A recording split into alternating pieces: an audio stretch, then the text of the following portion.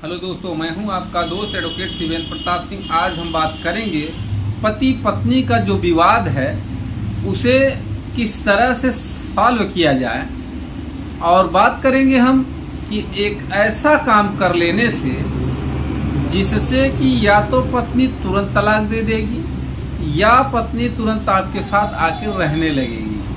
अब बात करते हैं कि वो कौन सी चीज़ है या वो कौन सा लॉ है या कौन सी ऐसी बात है जिसको करने से आपकी पत्नी या तो आपके साथ रहने के लिए राजी हो जाएगी या तलाक दे देगी।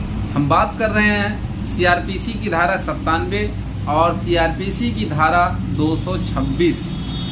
आप सीधे हाई कोर्ट जाइए, बंदी प्रत्यक्षीकरण रिट फाइल करिए, हैवियस कॉर्पस रिट फाइल करिए और पत्नी को बुलवाइए।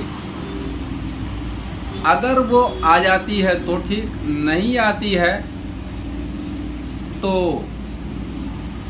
वारंट कराइए, नहीं आती है फिर भी सर्च वारंट कराइए, फिर भी नहीं आती है तो अरेस्ट वारंट कराइए। अब जब कोर्ट पुलिस लेके आएगी, उसे हाजिर होना पड़ेगा हाई कोर्ट में, तो उसके सामने दो प्रश्न जैसा पूछेंगे। वो क्या पूछेंगे? बताओ भाई, जाना चाहती हो कि नहीं जाना चाहती हो? अब यहीं से कहानी स्टार्ट होगी। अगर पत्नी ने कह दिया मैं जाना चाहती हूं, तो समझो अपने बाप को फंसा दिया।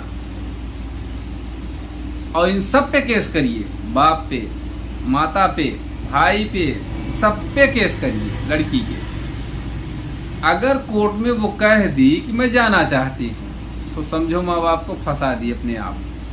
वो कैसे? क्योंकि उसमें लिखाए हैं मारे पीटे भगा दिया गया, उसमें पिता ने ही तो लिखाया है, लड़की ने ही तो लिखाया है, तो इसका मतलब वो बात झूठी हो गई। ठीक है, जाना चाहती। अगर लड़की कह दे कि मैं इस व्यक्ति के साथ नहीं जाना चाहती हूँ, मैं अपनी मर्जी से ससुराल में रह रही हूँ, सॉरी मायका में रह रही हूँ, मैं अपनी मर्जी से मायके में रह रही हूँ, अपने माँ बाप के साथ रह रही हूँ, तो कोर्ट भी क्या करेगी? आसानी से उसे एक तरह से तमाचा मारेगी। वो कैसा तमाचा होगा? शब्दों का तमाचा होगा। कैसे? जानिए। कोर्ट सीधे कहेगी ये तुम्हारा थाना नहीं है कि जब मर्जी आज जो बोल दिया। ये कोर्ट है, यहाँ सबूत देने की जरूरत है। अगर अपनी मर्जी से रह रही हो तो फिर क्यों मुकदमा दहेज का करा दिया? क्यों तुमने कहा कि मारा पीटा गया, धक्का मार के बाहर निकाला गया, जबकि तुम सच्चाई ये है कि तुम अपनी मर्जी से रह रही हो, कह रही हो। यानी कि हाँ कही तो भी माँ बाप फंस गए, ना कही तो भी माँ बाप फंस गए। दूसरी बात ये, अगर वो सीधे तौर पे कह देती मैं इस आदमी के साथ नहीं रहना चाहती, तो समझो आपका काम बन गया, उसका काम और बिगड़ गया। और कोर्ट सीधे कहेगी कि 1 साल तक तुम कहाँ थी? मायके में रह रही थी। अगर किसी तरह से प्रताड़ित किया गया तुमको ससुराल से, किसी तरह से तुम्हारे साथ विवाद हुआ, लड़ाई झगड़ा हुआ, तो कभी थाने गई? कभी कोई FIR कराई? अब कहेगी कि मैं जाना चाहती, तो जाना चाहती से क्या मतलब है? क्यों FIR नहीं दर्ज कराई? अब शादी के 2 साल बाद तुम्हें याद आया कि दहेज मांग रहे हैं, मुकदमा कर दो भैया। 15 लाख तुम्हारे पिता ने खर्चा किया है। शादी के 2 साल, 3 साल, 1 साल तक कोई विवाद नहीं, सब कुछ सही था। ससुराल वाले सही थे, सास सही थी, देवर सही थे, जेठ सही थे, सब सही थे। और जब मायके से ट्यूशन लेना स्टार्ट कर दी, मायके में ट्यूशन मिला, उसके बाद मायके में बराबर 1 साल तक रही, तो भी कोई बात नहीं, कोई डिस्टरबेंस नहीं। अब जब मायके से फुल ट्यूशन का कोर्स कंप्लीट हो गया तो मुकदमा याद आ गया। तब पिता के भी दिमाग में आएगी भैया समधी लोग हमारे दहेज ही मांग रहे हैं, दामाद हमारा दहेज मांग रहा है। तो कहने का मतलब किस तरह से उसे फंसाया जाए, या ये कह लीजिए किस तरह से लड़की पक्ष अपने आप के कर्मों में फंस जाएगा, यही बात है। अब अगर मान लेते हैं कि लड़की इसी तरह के दबाव में है और आना चाहती अपने ससुराल में, लेकिन कभी कभी होता ये है कि माँ बाप ये कह देते हैं कि अगर तुम ससुराल जाओगी तो हमसे नाता टूट जाएगा, अब उसके बाद इधर ना आना, कभी मायके में आने की कोशिश मत करना, हमारा तुम्हारा कोई रिश्ता नहीं।